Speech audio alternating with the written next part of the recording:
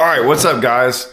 We are back. I just realized. Yeah, we're back.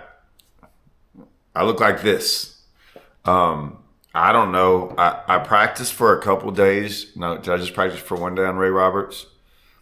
It's hard. Practiced for one day on Ray Roberts, then went to Texoma for 3 days, and then fished the 2-day tournament at Texoma. But I had already been on a long trip at where I went to. Where'd I go? I think I went to Texoma, then Lake of the Ozarks. Yeah, and then Ray Roberts, and then had a couple of days off, and then went. I don't know. I was mixing all three of those lakes in together. Okay, so I'm back, tired, hot, sunburnt, lips chapped, all the good stuff from fishing that many days. Here's what I'll say. Texoma was fun. I don't know. I'm going to get into some Texoma stuff in the Bass Championship, which is always a good deal. And a really fun event, as always. The championship's great. I had a good time at Texoma. Had one of the most really fun, really interesting, I learned more in Texoma in the last 5 days than I learned in the last 7 or 8 years at Texoma. I'll go over that. Probably not going to show much footage. I'm not sure. A lot of wind. I think I caught one fish in practice. So everyone always asks me, like sometimes I do series. I cut all my hooks off. I caught my first fish day one on Wednesday and cut my hooks off, shook off every single fish from then on. So I never stuck another fish the entire time, 3 days. What I'll say about, I take that back. I did. I'm sorry. That was a lie. I did catch a couple fish on a jig. I didn't think they were big. That 2.5 pounder was the biggest one. They were in places I didn't think I was going to fish. They were just kind of me getting. I was trying out my new rod some more, even though I've already caught a whole bunch of fish on it. I was kind of looking. I went to some sections of the lake that I didn't think we were going to fish, but I was just kind of checking out. It's one of those deals where you fish 45 minutes to an hour down a bank, get one bite. You're like, I'm not coming back here. And so you set the hook. Kind of that deal. So that was on, I think, the final day or so. I did catch. I'm lying. I did catch one other fish. I did catch another 3.5 pounder on a spot. It was a long ways away. It was my first cast, and I was like, are we going to come back up here? I don't know. And so, I forgot about that. So, okay, maybe I lied a little bit. But for the most part, I shook like 30, 40 other fish off in 3 days, which sounds like a lot, maybe more than that. Sounds like a lot, but not really. I was spending 10, 12-hour days out there. So here's what I want to talk about. Ultimate Angler Championship. That was going on at the same time. Now, the Ultimate Angler Championship, for me, and this is just me, I'll tell on myself. I don't mind telling myself. I don't lie. Try not to ever lie on here. Not saying I'm perfect, but I'm not lying about stuff. I don't just get on here and make excuses and lie about things, okay? And then retract on those things. I don't do that. I'm not that guy. I'll admit, the Ultimate Angler Championship, I heard about this I guess I wasn't around the right people, and maybe there's some more to this. I just didn't know what it was about, really. And I was listening to it, and I was like, so what I got to do? There have been some things in fishing over 30 years of fishing. And I've heard some stuff. I don't think it happens as much anymore, but it does happen back in the day, where there were some guys lost some money. Some things popped up. This weird, pay now and get in this tournament, and it's going to be this big deal, and it never ends up being a big deal. There's been a lot of those. I'm not saying this was one of them. I just didn't hear much. I heard bits and pieces about it, and it's always scary. It's always good, but it's always scary when you get in on something that's new, that's right away. It's good if it works out. Like I've been a part of those. I've been a part of like the Texas Team Trail, the Brandon Belt thing. TTO Pro Team stuff. I've been a part of those first year deals where they were good and the money was phenomenal and it was awesome. The Ultimate Angler Championship, from the looks of it, from the looks of what I've heard, and I still haven't heard much, so I'll get into that, looked awesome. Looked like that, like, I wish I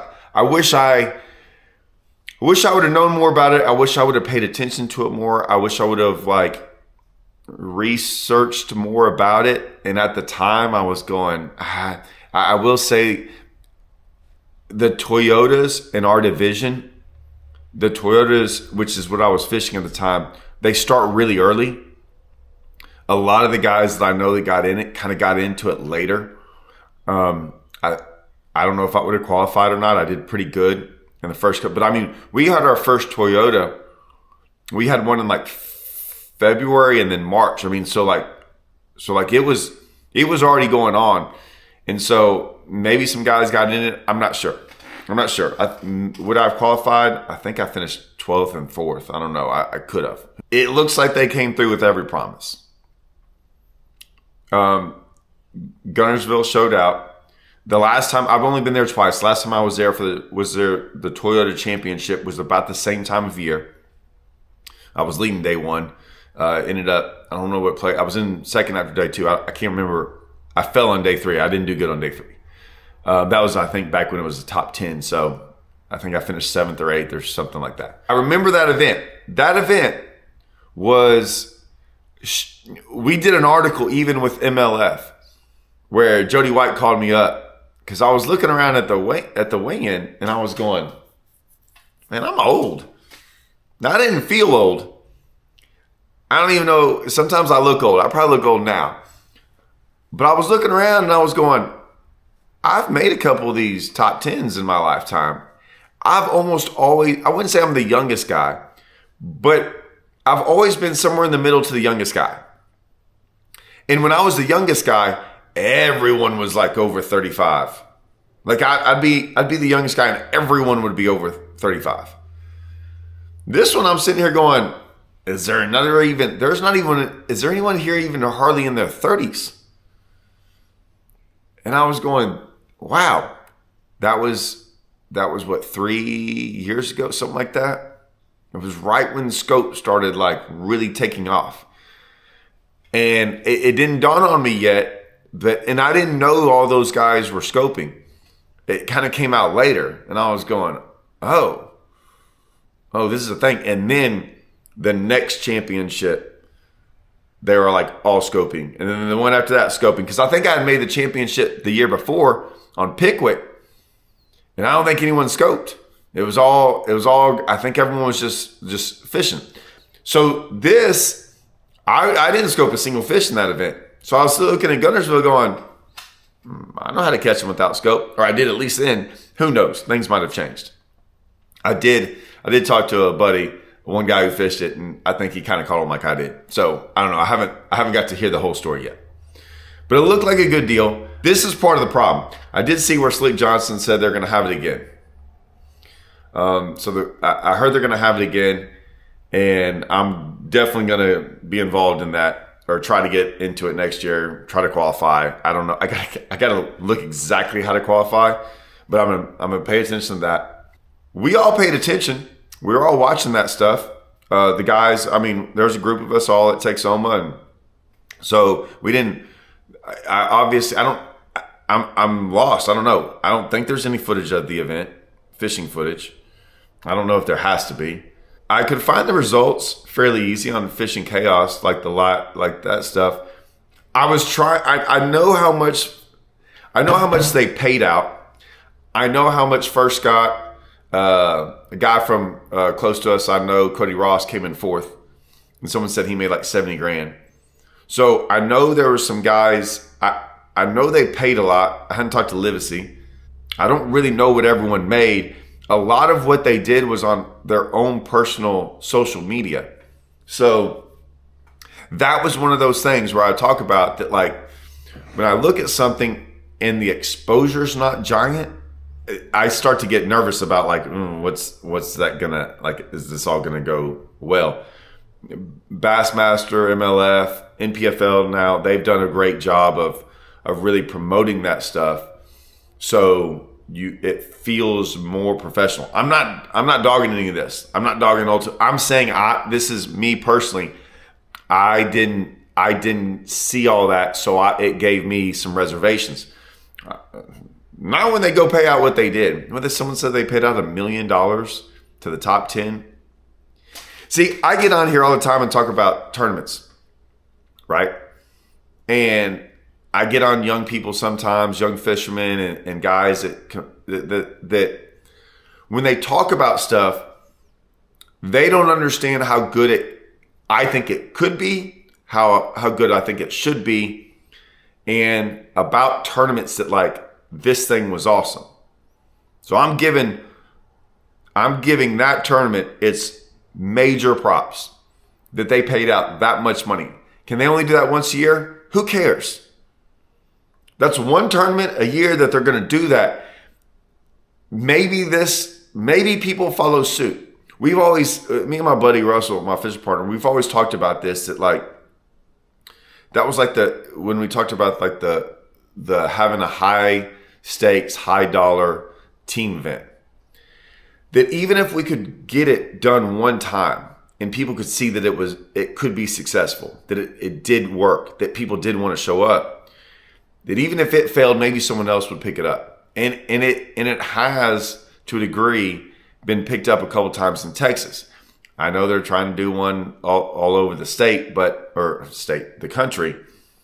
That, once again, that just feels like a glorified individual trail to me, because the whole deal with it being in state is the fact that you're not spending a bunch of money traveling all over the country, right? And so when it's in state, all your travel, like there's so many things when it's in state, you start to save money. Just like this, I was staying at buddies' houses this past week, at my buddy Sean's house. Like there's just so many different ways to save money, so your expenses aren't that high. So that's why I look at all that stuff. This is a one event deal. So you just drive to Guntersville one time and go fish it, right? So it's not like you're preparing and you're out. I think the one tournament deal is great. Maybe it evolves to 2 or 3 or something. Who knows? But maybe it's not a lot because it's not trying to take over anything. It's not professional. I love that about it. There's no professional. It's just you had to qualify to get in there. I mean, you look at it. It's great. Would they ever have coverage on it?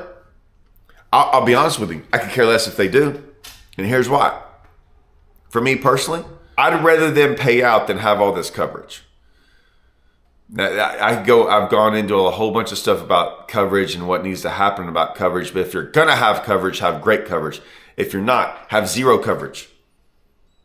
Right? If I showed up at the event, I have all my coverage. I can share that with the world. I already made it Alabama Waters video, right? A series. So, put it on the angler. If the anglers don't want to do it, they don't have to do it.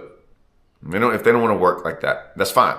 So, there's a lot of different ways to look at it, because I don't care about the coverage, just like Bass Champs Championship. If they took out money for the Bass Champs Championship they're going to do some coverage, but make a whole big ordeal of coverage over it. And then it costs me more money, right? To get in like say there was an extra $50 or $100 entry fee, more on top of that they don't really tell you about, that's what covers the cost. And get rid of the coverage, right? That's just more expense that isn't probably as valuable to me and a lot of guys. So, like I said, save the money where you can. Pay it out to the angler. Love it. I'm all for it. Only thing I would do is I love, like, my decisions are based on, like, I know they did a great job of showing what the payout was going to be.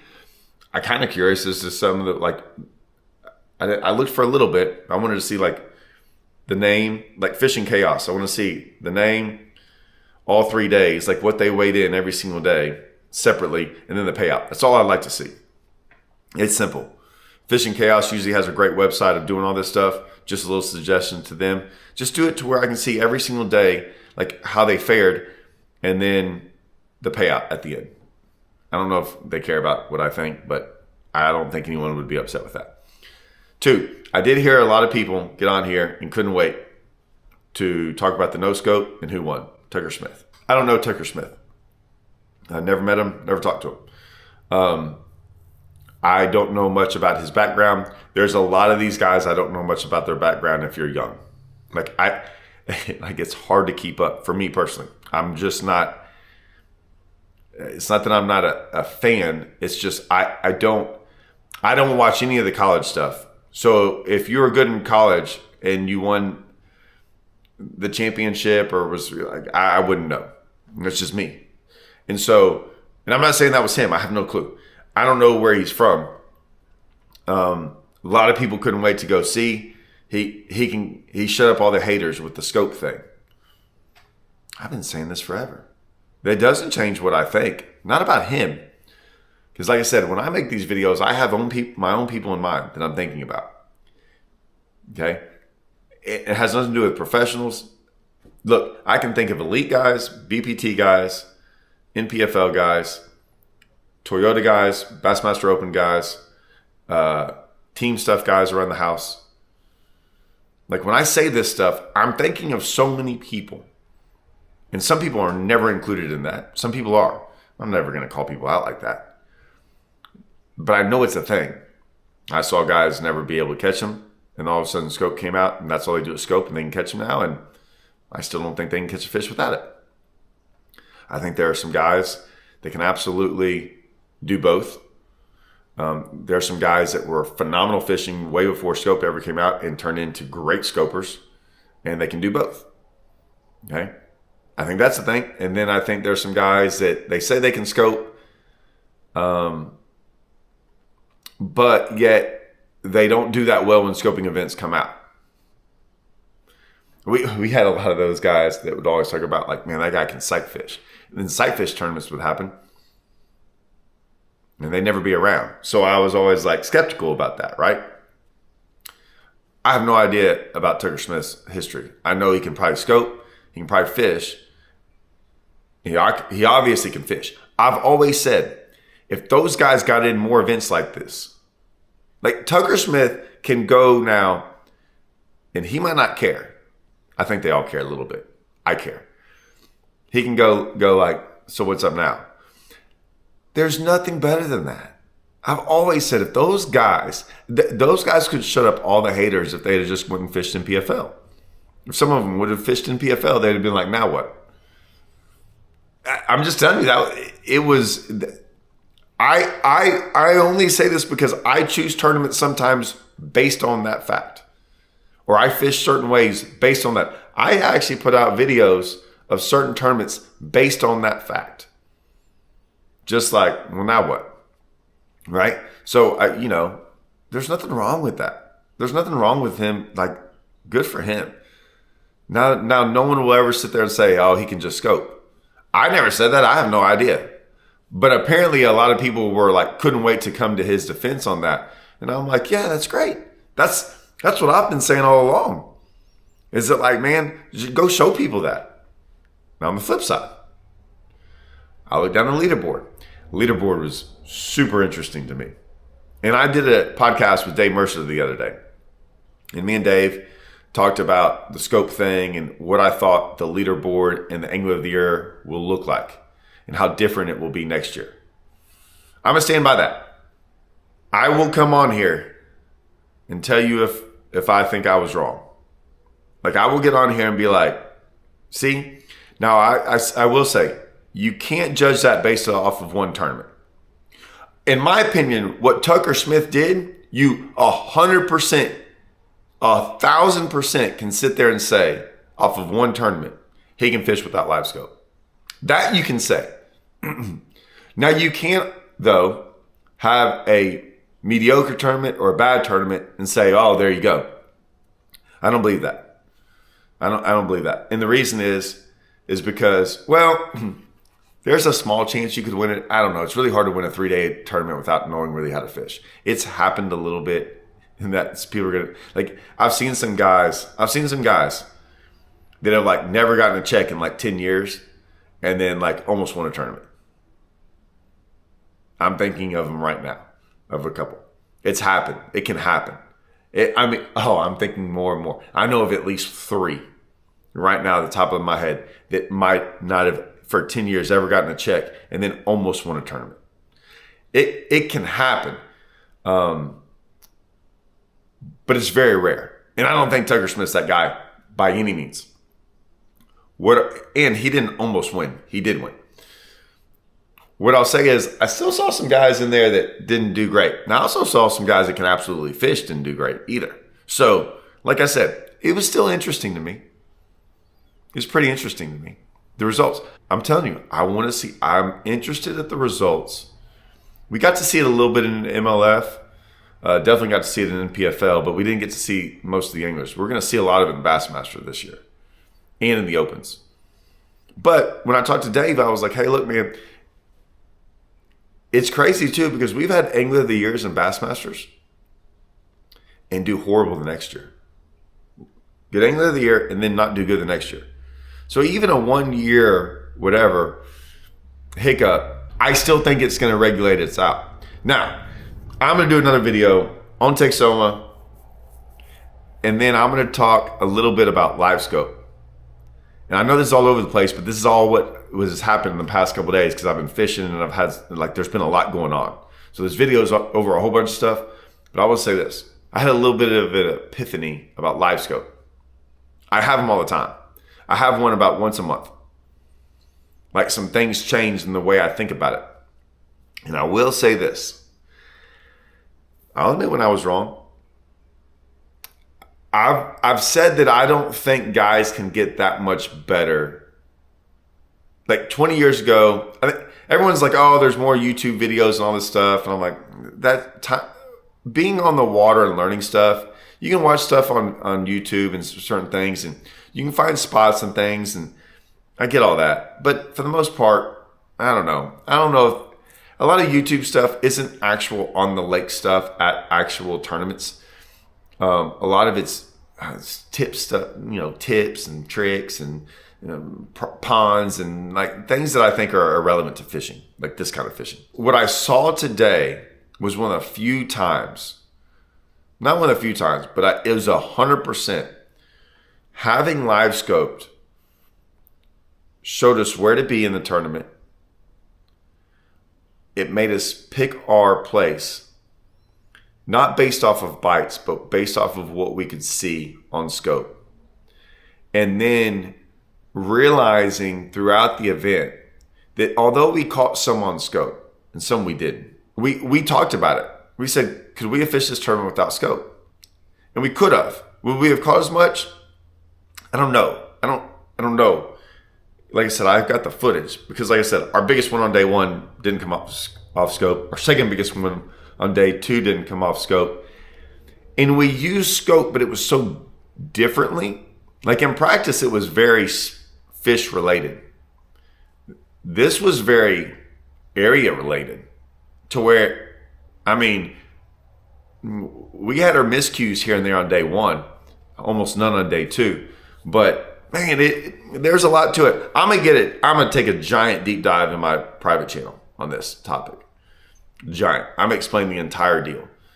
The video is irrelevant, but the private channel I'm gonna share with y'all on that, and I think it's going to be telling. And that leads me to the fact that I learned more in that 5 days than in the last 4 or 5 years, and it was because of scope. And some people are going to get mad about this. It's like I said, it had nothing to do with me catching fish off of scope. I had nothing to do with it. We learned some fish behavior. We learned some things that I would never have known about, like why fish stay and why they leave based on weather, wind, all these different things. And then it was just really interesting. It's going to be a good one. So and I still got to get the whole Lake of the Ozark stuff. I'm going to throw that in between the Lake of the Ozark stuff. Because my private channel, I try to stay on path, but a lot of times, man, when something like this happens, I gotta let y'all know instantly. So if you're not part of the private channel, better join. Plus, there's I don't know how many videos I got on that. 100. It'd take you months to freaking go through them all of stuff you've never seen. So, anyways, that's what happened this weekend. I'm about to start editing, working on the Lake of the Ozark stuff because that whole series is about to come out too. Hope you all had a good weekend. See y'all.